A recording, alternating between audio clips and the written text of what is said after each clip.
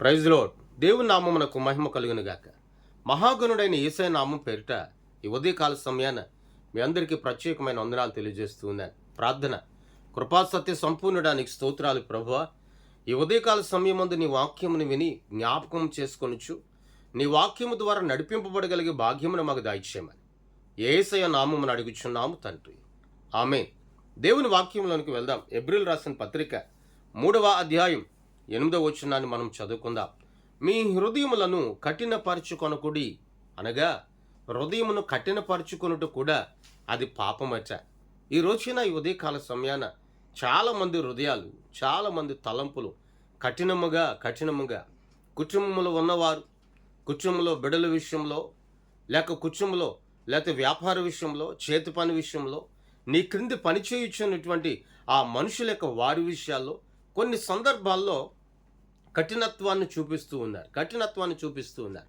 కొన్ని సందర్భాల్లో ఆలోచించేది ఏమిటంటే, ఇంత భక్తి కలిగి, ఇంత దేవుని వాక్యాన్ని విని, ఇంత దేవుని వాక్యం ద్వారా నడిపించబడుతున్నాము అని చెప్పుకునేవారు ఈ వాక్యాన్ని అంతా కూడా ఎక్కడ పెడుతున్నారా అనే ఒక తలంపు. కానీ ఈనాడు నా దేవుడు సెలవిస్తూ ఉన్నాడు, నీ హృదయం కఠినపరచుకోవద్దు. ఎందుకంటే ఆ కఠినమైన మనసు అనేది పాపముగా మార్చబడుతుందట. ఆనాడు ఐగుప్తు దేశంలో ఇశ్రాయేల్ ప్రజలు జీవించుచున్నటువంటి దినములలో కూడా ఫరో రాజు యొక్క హృదయం కఠినమవుతూ ఉండేది. మోషేను, అహరోను కబురు పెట్టి, అయ్యా, వారి మధ్య ఉన్నటువంటి వాటిని తొలగించుకోవడానికి, అనగా భూలోకంలో ప్రస్తుత దినాల్లో మనం జీవించుచున్నప్పుడు ఒక మనుషులకు మాట మాట్లాడుతూ ఉంటారు, అవకాశవాదులు అని.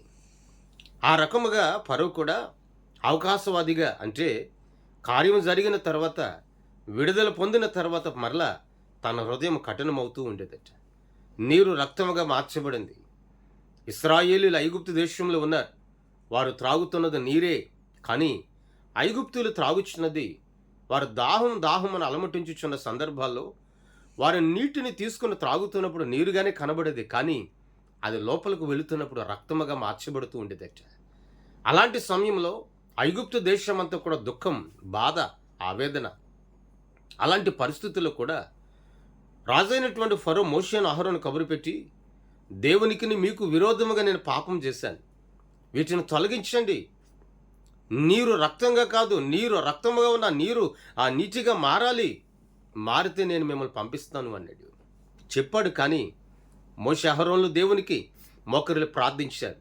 అక్కడ దేవుడు అద్భుతాన్ని జరిగించాడు. కానీ ఫరో యొక్క మనసు అనేది, ఫరో యొక్క హృదయం అనేది జాలికరముగా, కనికరముగా అనేది మార్చబడలేదు. హృదయం అనేది కఠినపరచబడింది. ప్రియ దేవుని బిడ్డ, ఈ రోజున దేవుని వాక్యం నీలో లేకపోతే హృదయం కఠినమవుతుంది. దేవుని మాటలు నీలో లేకపోతే హృదయం కఠినమవుతుంది. దేవుని వాక్యం ద్వారా నడిపించబడకపోతే బ్రతుకు కఠినమవుతుంది. వాక్యంలో అంటాడు కదా, హృదయములను కఠినపరచుకోవద్దు.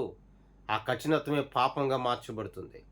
పాపంగా మార్చబడిన జీవితం, పాపమునకు వచ్చిన జీతం మరణం అన్నాడు, నిత్య నాశనం. ఈ రోజున గమనించు, ఓ సహోదరుడా, నీ హృదయంను కఠినపరచుకొనక నీ బ్రతుకుని దేవుని చేతులకు అప్పగించు. ఆశీర్వాదకరముగా మార్చుటకు ఆయన సిద్ధముగా ఎదురు చూస్తూ ఉన్నాడు. ప్రార్థన. కృపగలిగిన దేవానికి స్తోత్రాలయ్యా. ఈ రోజున ప్రత్యేకముగా ఈ వాక్యము ద్వారా మేమందరం ఆదరింపబడగలిగే కృపను మాకు దాయిచ్చారు. కఠినత్వం అనే మనసు, జాలి లేని మనసు, దయలేని మనసు, అయా ఇతరులపై కనికరము చూపలేని మనసు మాలో నుండి ఇప్పుడే విడుదల కలుగును గాక, తరిమి వేయబడును గాక. నీ సన్నిధి మాపై ఉంచండి.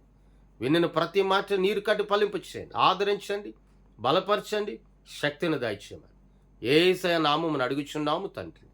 ఆమేన్. దేవుని కృప మీ అందరికీ సదాకాలం తోడండి నడిపించును గాక. ఆమేన్. మీ అందరికీ వందనాలు తెలియజేస్తూ